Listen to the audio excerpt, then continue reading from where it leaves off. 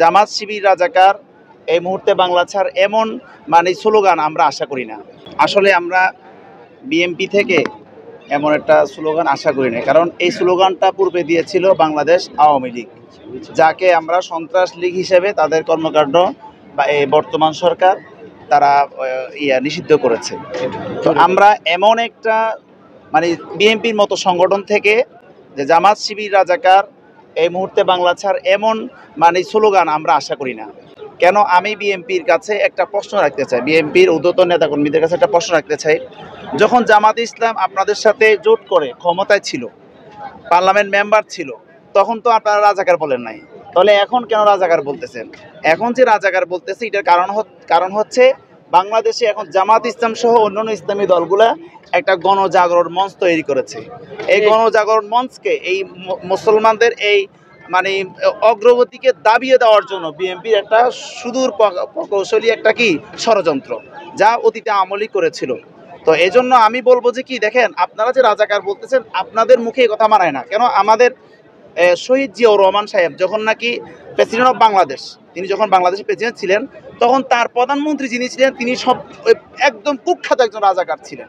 তাহলে তিনি শাহ আজিজুর রহমান, এই যে শাহ আজিজুর রহমান যে তিনি বিএনপির আমলে আমাদের প্রেসিডেন্ট জিয়াউর রহমান সাহেবের আমলে যে তিনি যে প্রধানমন্ত্রী ছিলেন, তিনি তো একজন রাজাকার ছিলেন, শাহ আজিজুর রহমান। তাহলে প্রেসিডেন্ট জিয়াউর রহমান আপনাদের প্রাক্তন নেতা, সে যদি রাজাকারদের সাথে এরকম কাজ করতে পারে, তার সাথে সংসদ সদস্য হিসেবে ক্ষমতা যেতে পারে, তাহলে আপনারা আজকে রাজাকারদের বিরুদ্ধে আজকে জামাত শিবির রাজাকার এই কথা বলাটা আপনাদের মুখে মানায় না। আচ্ছা, এই শব্দটি ব্যবহার করে তারা ভোটের বা জনগণকে ভোটের দিকে অগ্রসর করার চিন্তা করছে কিনা? এটা তারা চাচ্ছে যে গোলা পানিতে মাছ শিকার করার জন্য। আসলে গোলা পানিতে মাছ শিকার করা যায় না। তারা এই জামাত শিবির রাজাকার বলে তারা মানুষের একটা সমর্থন নিতে চাচ্ছে, আসলে না। তারা কখনোই এই কাজে অগ্রসর হতে পারবে না। কেন?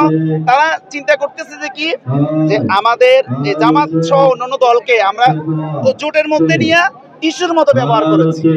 এখন জামাত সচেতন হয়েছে, তাদের আছে অসংখ্য সাহিত্য ভান্ডার, আছে তাদের অর্থকরী জনসমর্থন। তারা চাচ্ছে আমরা টিস্যুর মতো ব্যবহার হতে চাই না। আমরা বাংলাদেশকে যে উদ্দেশ্যে রাজনীতি করতেছি, সেটা ইসলামকে ক্ষমতা নেওয়ার জন্য, দিন কায়েমের জন্য। তো জামাত এখন সচেতন হয়েছে, বিচক্ষণ হয়েছে। তারা আর কোনো লেজর ভিত্তিক রাজনীতি করতে চায় না। তারা আর ক্ষমতা পালা বদলের রাজনীতি তারা আর বিশ্বাসী নয়। যার ফলে বিএনপি তাদের প্রতিপক্ষ, তারা চাঙ্গা যাতে না হতে পারে, মানুষকে ওই যে আওয়ামী লীগ যে স্লোগান দিয়ে গায়েল করতে চেয়েছিল জামাত শিবির রাজাকার, সেই স্লোগানটা এখন বিএনপির মুখে আমরা দেখতে পাচ্ছি। আমরা বিএনপি থেকে এমন স্লোগান আশা করি না। ঠিক আছে, ধন্যবাদ। আসসালামু আলাইকুম। আমার নাম মোহাম্মদ ওসমান গনি। আমি জামাতকে ভালোবাসি, জামাতের মুহিব্বিন একজন। Thank you.